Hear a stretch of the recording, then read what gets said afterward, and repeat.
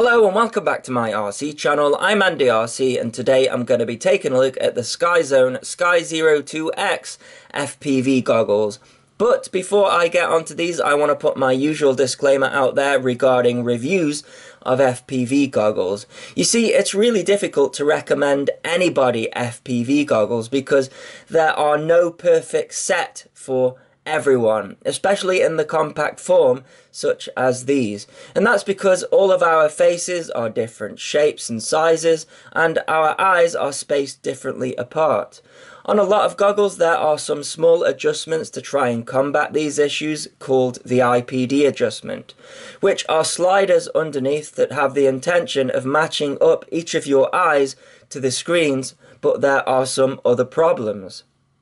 In order to maintain a compact size, the adjustment is limited, in this case from 59mm to 69mm, which is only a 10mm adjustment. So if your eyes don't fit into that tolerance, then I know some people that can't even use a compact goggle because of that and have to go down the box goggle route. Our eyes aren't just spaced apart differently either. One can be slightly higher than the other, and there is no room for the adjustment in that. So most of the complaints compact goggles get are limited by their size and will need to be much bigger and heavier to accommodate more fitment options. So I will say what I say at the start of all of my goggle reviews, and that is to try and find a local group via Facebook or a forum so that you can try some out. I assumed for years that there were no local FPV groups close to me, but after a quick Google search or a Facebook search, I found 3 groups, and within those groups at least one person had the set of goggles that I was interested in. If you have looked and can't find anyone, first of all, look harder because sometimes the towns are not listed as their original name, perhaps it's a nickname. But if you are still stuck, then there are really only a couple of things you can do. The first thing is to measure with a ruler how far apart your pupils are by looking into a mirror, and be careful not to stab yourself in the eyes, and then this will give you the distance between your pupils. If you are intolerant, then you have a good chance at the compact goggle lining up to your eyes, even though there is still some risk of the faceplate not fitting your face properly. But this next one is also a deciding factor. Do you need a prescription for your eyesight? If the answer is no, then you should have no issues with either the box style bigot goggle or compact goggles like these. However, if you need reading glasses, the box style goggle is no good for you because the screen is very close to your eyes and there are only a handful of box goggles designed for glasses wearers, such as the FXT Vipers. If you have trouble seeing into the distance, then box goggles are okay, although you might get some eye strain depending on how close the screen is to your eyes. Some are further away and some are closer than others. But compact goggles such as these Skyzones and all of the other compact goggles have their optics set up to look far into the distance. Now, that's not the end of the world if the company has designed the goggles to accept diopters, which Skyzone have here. The stock inserts have no power in them and they are just there to protect the lenses. However, you can buy off the shelf -2 to -6 diopters. And there are even some companies that make custom prescriptions, so my prescription is -2 in both eyes, so I will be slotting in the stock ones here. Hopefully that has got you thinking which path you need to take if you can't try on a pair, but it will do you wonders finding a small group or even turning up at an FPV event. You will not struggle to find somebody who will let you have a go of their goggles. One thing that is clear, every time I've reviewed and been impressed with a set of goggles, someone always comments, "Have you tried the SKY02s?" And to give you a bit of background, the SKY02s have been around a few years and I've always said no because they are stuck in 16:9 and it's not my preference. But I think that's what Skyzone are hedging their bets on with this goggle, is the fact that we are many years down the line and people are still recommending the original years-old SKY02 goggles, claiming them to be one of the best. I think even Ladrib has only just switched to Fatsharks because he recognised some sort of superior RF performance against all other goggles and modules. So I'm hoping if the originals were so good, then they have just taken the internals and put them into this casing and spruced up the firmware a little bit. Now, I did try the first release of the SKY03, which they kind of messed up. The nose piece wasn't big enough for a Western nose, making them very difficult and uncomfortable to use. A few of us reported that back, and many months later they released the Sky03s with the nose piece fixed.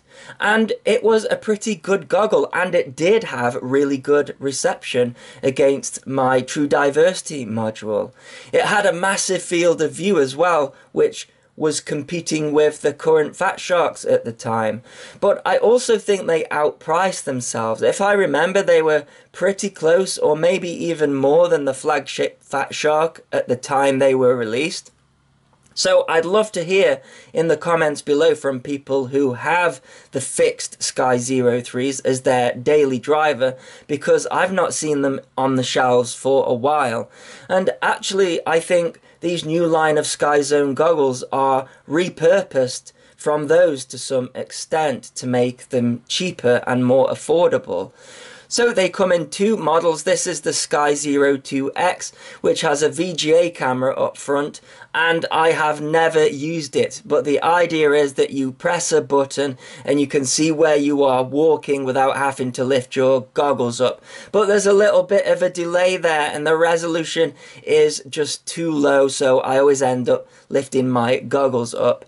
And this version has 3D capabilities, which not many people use either, but it's there if you want it. So if I was recommending one of these models, it would be the 02C version, because it does away with the camera and the 3D capability, and it lowers the price around to the Fatshark Attitude V5 and the Ionway V1S. So yeah, these are basically the Sky03 guts with a smaller screen. The case is slightly different in that they have gotten rid of the LED strip across the top, which I never liked anyways, and it's also available in a multiple of different colours, but also dips. Even though this isn't the one that I chose, I really like the space dip that they do. But I will link in the description to all of the other colour schemes. They have kept the Batman fan and, unfortunately, the interface of this Sky03. I say unfortunately because these 6 buttons are just too complicated in the field. I'll link to my original Sky03 video that takes you through all of the double functions and sometimes triple functions of each button. That's not to say the features aren't great. I mean, there is a fully fledged menu to change everything that you could ever want, but it's like a long press of the head tracker button to get into the menu to change everything, and then a short press takes you to the next page. I think the band and channel button then sends you up and down that page, and the rec button lets you select the option, and the mode button cancels you out of it. Like I say, it's identical to the Sky03, but it's just not the kind of messing around you want to be doing in the field. I mean, there's a band scanner in there, which is like a long press of the camera button, and just remembering which of these double or triple functions the button has is frustrating when your buddies are already in the air. One thing that is different about this guy is how it does 3D, and there's probably a niche number of people that will buy this goggle just for this function. You see, most of these FPV goggles just split the image down the middle in 3D mode, but these stick to Skyzone's old way of one video transmitter, which is essentially two video transmitters, sending out the feed from two different cameras individually. And the two receivers pick them up through each receiver on the goggle.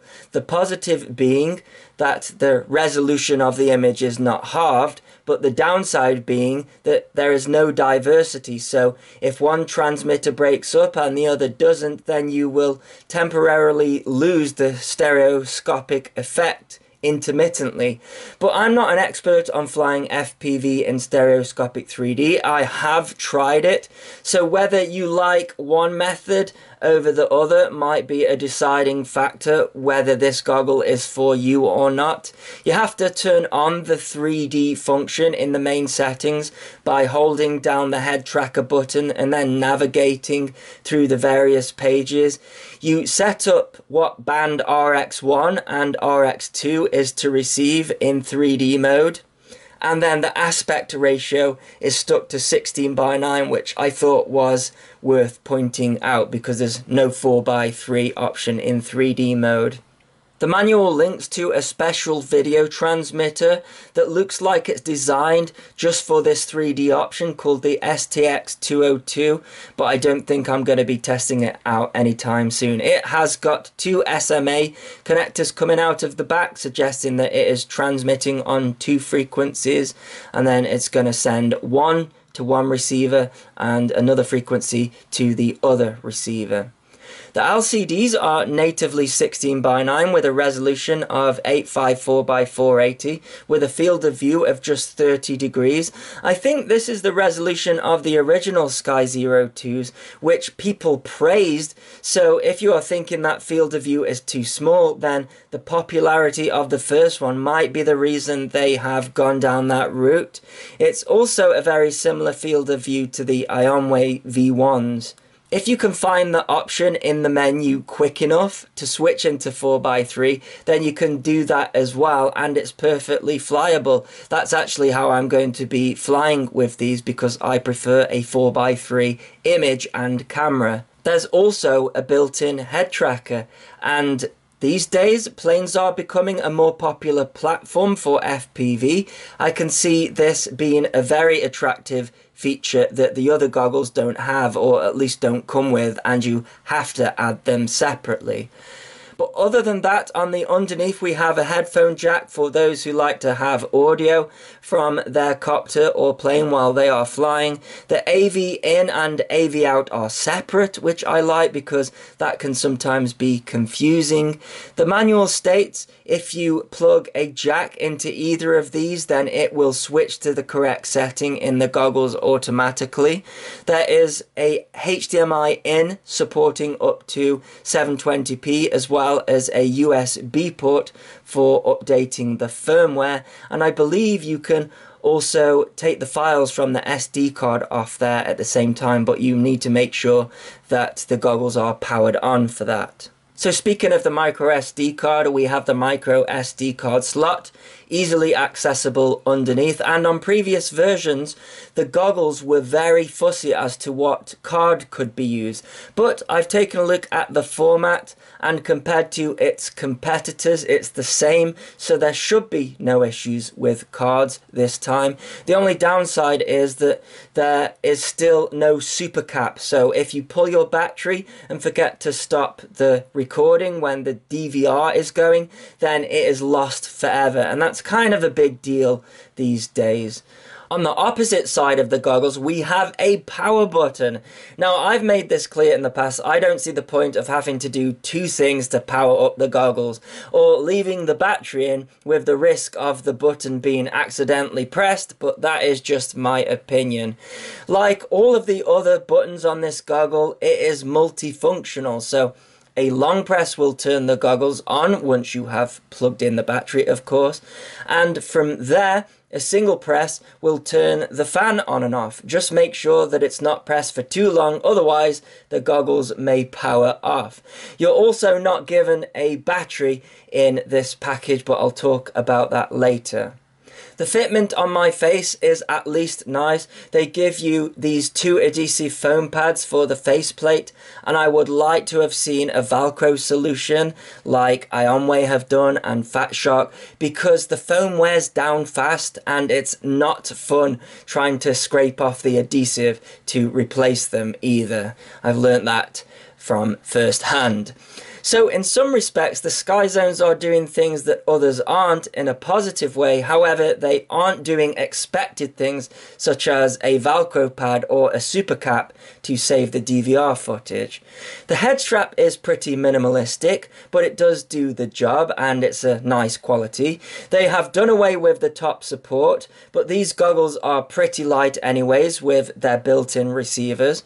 Unfortunately, unlike the Ionway V1S, they have only provided cheap linear antennas, so to test the diversity fairly against its competitors, I'm going to have to replace the antennas to give them a fighting chance. You aren't given a battery either, which brings me on to what else you get in the box.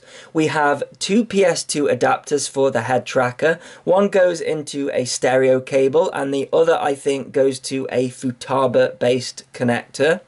For the power system, you are given a DC jack to XT60 connector with the expectation that you will have to provide your own 2 to 6S LiPo, which is a large voltage range, I'll give it that.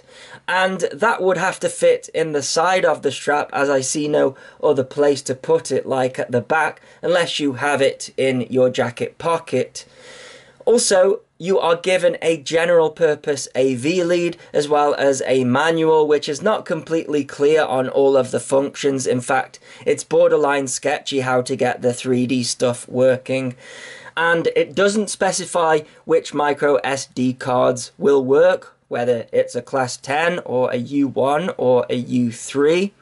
You do get given the same pouch which came with the Sky03s, but you would have to take the antennas off for them to fit, but that is usually the case with most of these compact FPV goggles. Overall, I like these goggles so far, but I haven't flown with them yet. I think a Supercap is mandatory to save your footage these days, and a Velcro system to replace the foam plate also has to become a standard, especially when it heats up. You're going to want to replacing those fairly sharpish.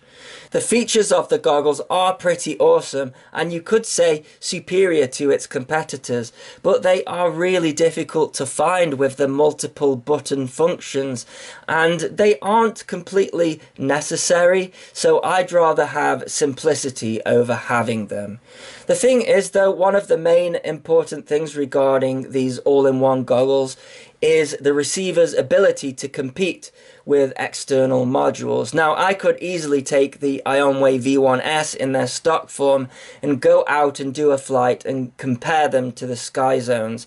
The problem is, Fatshark have a goggle around about this price now with the Attitude V5, and they are OLED and they can accept external modules such as the Rapid Fire. So for me, it's a more interesting test to put in the Skyzones against a competing goggle that can do something that the Skyzones can't, and that is swap out the receivers. The most you could do with the Skyzones and the Ionway V1S would be to have a ground station. I mean, most racers at events will be using ground stations anyways, but the convenience of having something almost as good as a ground station that can just bolt onto the side of your goggles is priceless for me when flying at different locations and needing to get in and out there in a hurry. So I'm going to be putting the Sky02X against the very best, which are my HDOs and the Rapid Fire module. And some of you will say that's unfair because it's not a like-for-like comparison, and you are right. But if I've got people telling me the Sky02 receivers have always had something over the rest, then I want to see if that is the case. Because even if it turns out that the Skyzones do perform better, I think I'd still pick the Fatsharks, and here's why.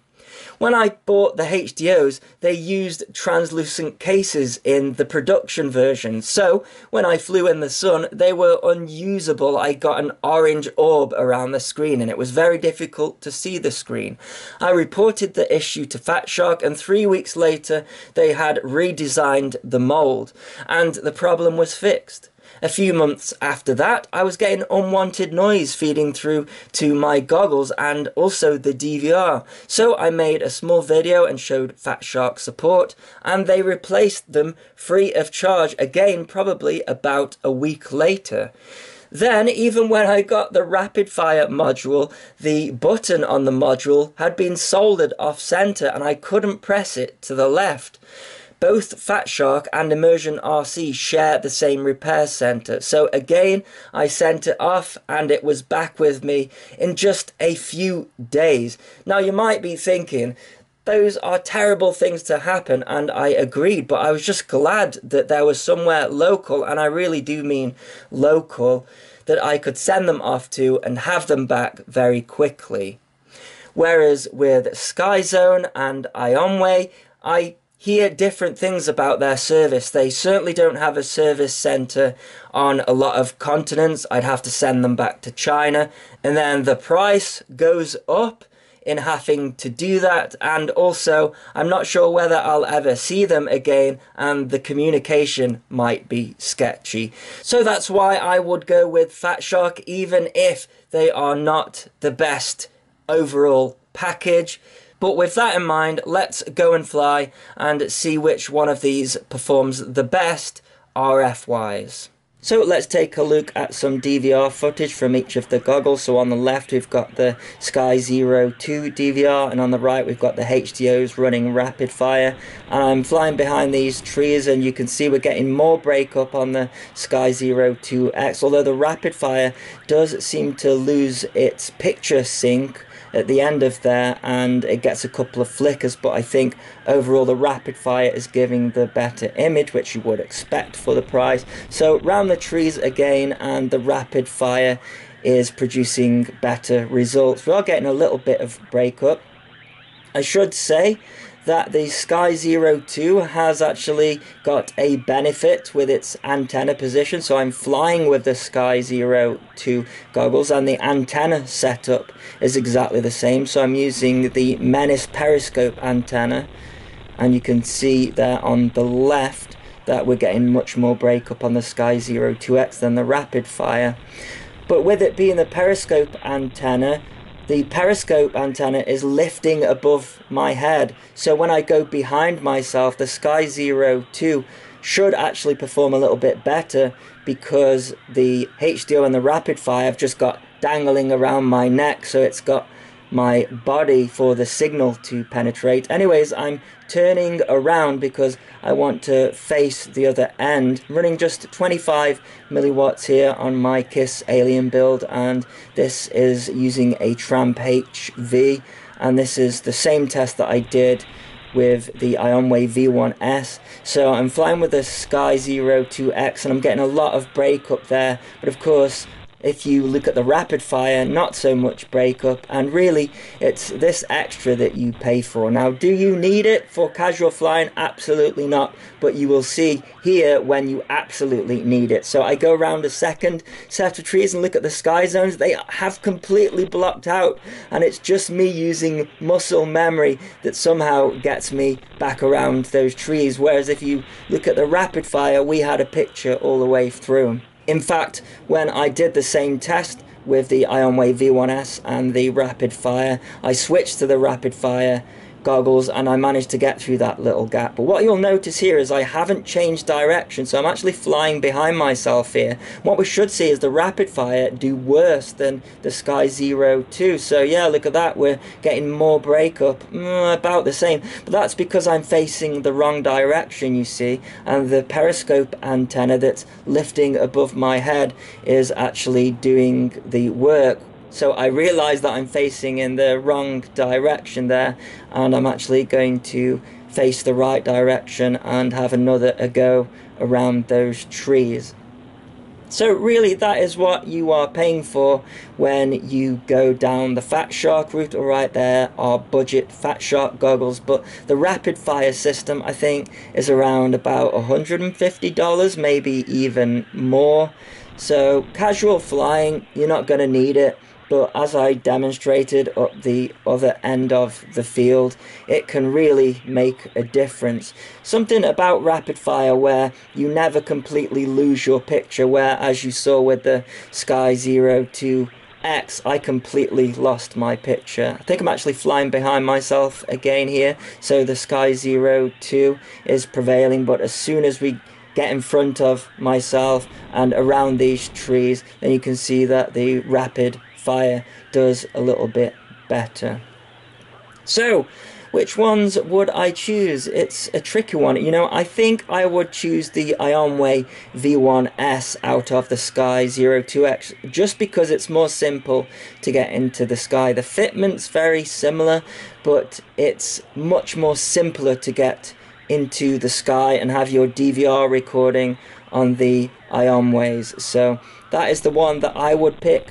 Of course, if you are into head tracking and the way that the Sky02X does 3D, then that is the goggle for you. But for your casual FPVing, I would go with the Ionway V1S, and then if it was Fatshark, I would pick the Attitude V5s because you can then later pick up the rapid fire if you feel like you really need it. Now, just flying on your own in a field like this, you are not going to need it. However, it can be life and death of your quadcopter if you are flying around an abandoned location like I've been doing recently. I don't think either the Sky02X or C or the Ionway V1S would be able to cope with that. So that is my conclusion.